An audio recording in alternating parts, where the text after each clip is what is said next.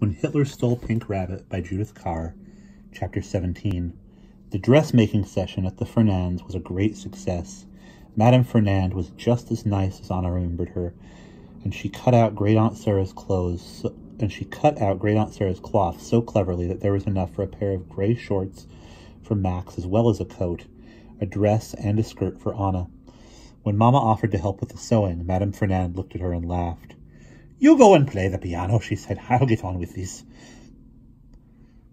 "But I've even brought some sewing things," said Mamma. She dug into her handbag and produced an elderly reel of white cotton and a needle. "My dear," said Madame Fernand quite kindly, "I wouldn't trust you to hem a handkerchief." So Mamma played the piano at one end of the Fernandes' pleasant sitting room, while Madame Fernand sewed at the other, and Anna and Max went off to play with the Fernandes' daughter, Francine. Max had grave doubts about Francine before they came. "I don't want to play with a girl," he said, and even claimed that he could not come because of his homework. "You've never been so keen on your homework before," said Mamma crossly. But it was not really fair, because lately, in his efforts to learn French as fast as possible, Max had become much more conscientious about school. He was deeply offended and scowled at everyone until they arrived at the Fernandes' flat, and Francine opened the door for them. Then his scowl quickly disappeared. She was a remarkably pretty girl, with long honey-colored hair and large gray eyes. "You must be Francine," said Max, and added untruthfully, but in surprisingly good French, "I have so much looked forward to meeting you." Francine had quite a lot of toys and a big white cat.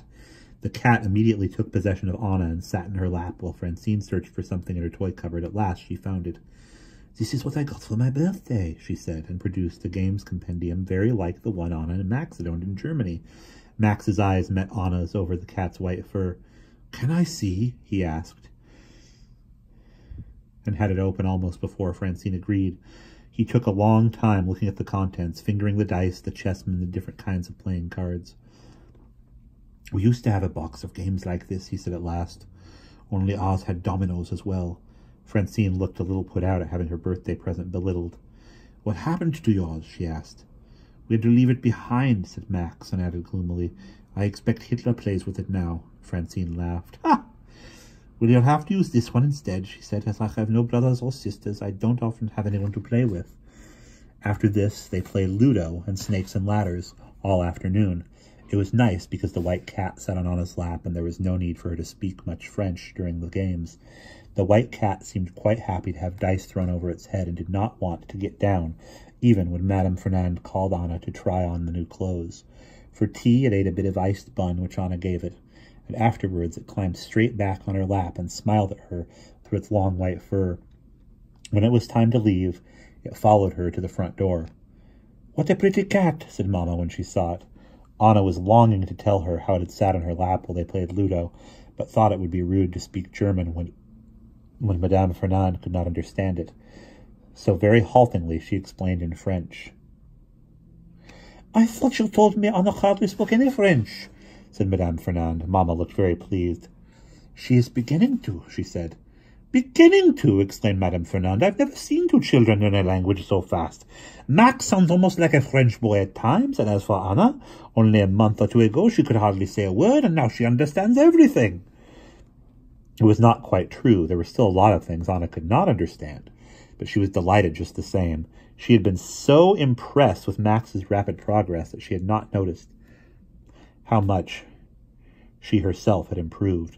Madame Fernand wanted them to come again the following Sunday so that Anna could have a final fitting, but Mamma said no. Next time all the Fernandes must come to them, and thus began a series of visits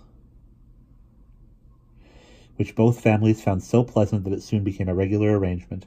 Papa especially enjoyed Monsieur Fernand's company. He was a large, clever-looking man, and often, while the children played in the dining room at home, Anna could hear his deep voice and Papa's in the bedroom, turned sitting room next door.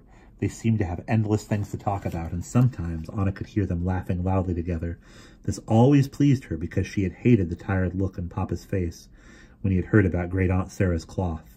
She had noticed since that the look occasionally returned, usually when Mamma was talking about money. Monsieur Fernand was always able to keep the look at bay. The new clothes were soon finished, and turned out to be the nicest Anna had ever had. She went to show them to Great Aunt Sarah the very first time she wore them, and took with her a poem she had composed specially as a thanks offering.